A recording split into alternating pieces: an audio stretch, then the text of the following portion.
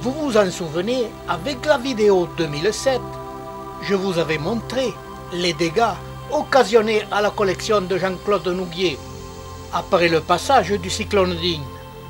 Après quelques jours de découragement très compréhensible, Jean-Claude a remis sa collection en état. Un an après, la collection est superbe. Il a quand même perdu un grand nombre de plantes au passage du cyclone. Des plantes qui ont disparu, qu'il n'a jamais retrouvées, des plantes et son abri cassés. Ces plantes se sont retrouvées sous la pluie et pendant plusieurs jours.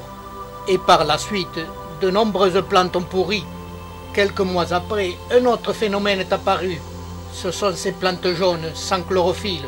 Il est devenu jaune là, je ne comprends pas. Et au départ, je pensais qu'il perdait leurs racines. Et là, je te montre quand même que malgré sa mauvaise santé, c'est pas un problème de perte de racines. Alors je ne sais pas ce qu'il peut avoir comme problème, si c'est l'excès d'eau qu'il a eu pendant le cyclone du mois d'août, puisque maintenant on est au mois de mars, quoi, 2008. Le cyclone a eu lieu au mois d'août 2007.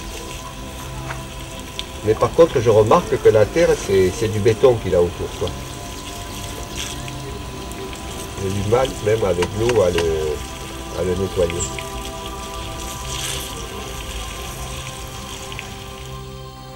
Jean-Claude m'a offert ces deux plantes pour que, ici, à Carmaux, j'essaye de comprendre ce qui se passe. Malgré mes soins, au bout de quelque temps, j'ai perdu ces plantes. Je profitais aussi de mon séjour en Martinique pour aller voir du côté des Salines les dégâts occasionnés par le cyclone Dean sur le Pilosocereus nobilis. Sur les précédentes vidéos, je vous avais montré ces Pilosocereus. Ils étaient là, en bord de mer, superbes, se balançant au gré du vent. Et j'avais dit comme raisonnement que ces plantes, par leur souplesse, pouvaient résister aux tempêtes. Mais je n'avais pas prévu les cyclones. Vous venez de voir, ces plantes avalent le passage du cyclone. Et voici, au même endroit, les mêmes plantes après le passage du cyclone. Le lieu est méconnaissable. La plupart des Pilosocereus ont disparu. Il ne restait que la base des souches pour ceux qui ont pu résister. Quelques mois après, on le constate sur ce pied, les tiges nouvelles se sont bien développées. Voici d'autres images avant le cyclone. La végétation était très dense.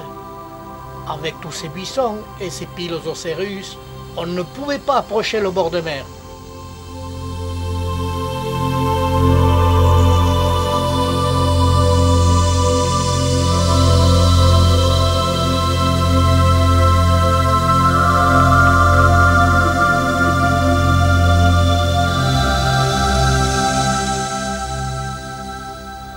Voici à peu près la même image après le cyclone Dean.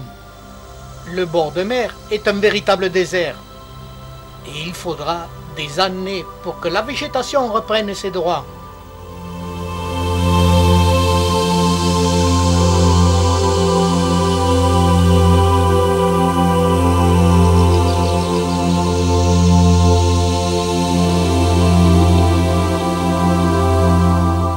À l'intérieur des terres, c'est la même désolation.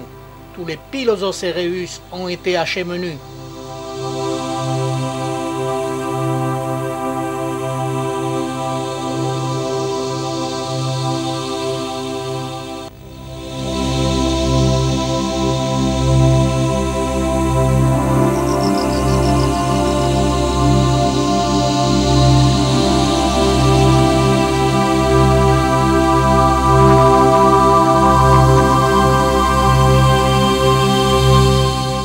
Les plantes ont été couchées et brisées, mais la nature reprend vite ses droits et de nouvelles tiges apparaissent. Et très vite, les plantes sont prêtes à refleurir et donner des fruits. Vous vous rappelez aussi de cette vidéo avec le Pilosocereus aurea. Ces images était avant le cyclone.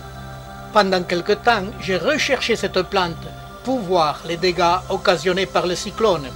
Le paysage ayant complètement changé, la recherche était difficile, mais je finissais par la retrouver. Elle est méconnaissable et a de la peine à repartir.